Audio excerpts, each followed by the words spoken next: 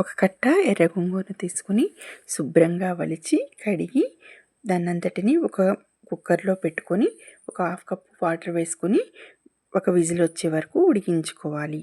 తర్వాత ఒక బాండీలో 2 టేబుల్ స్పూన్ల ఆయిల్ వేసుకొని తర్వాత పచ్చిమిర్చి వేసి వాటిని మీడియం ఫ్లేమ్ మీద వేగనివ్వాలి. గోంగూరకి పచ్చిమిర్చి ఎక్కువే పడతాయండి, పుల్ల గోంగూరకి ఇంకా కొద్దిగా పడతాయి, చూసి వేసుకోండి మిర్చి. తర్వాత 1 టేబుల్ స్పూన్ ధనియాలు, 1 పావు చెంచా జీలకర్ర వేసి మిర్చిని బాగా వేగనివ్వండి.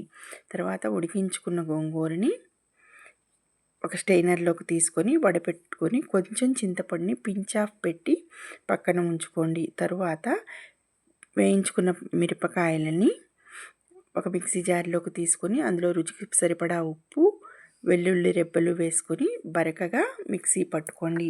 బరకగా ఈ విధంగా బరకగా పట్టుకోవడం వల్ల పచ్చడికి రోటి పచ్చడి రుచి వస్తుంది. తర్వాత స్ట్రెయిన్ చేసుకున్న గోంగూరను కూడా అందులో వేసుకొని ఒక్కసారి ఆన్ ఆఫ్ చేయండి మిక్సీ. అది శుభ్రంగా మెదిగిపోతుంది.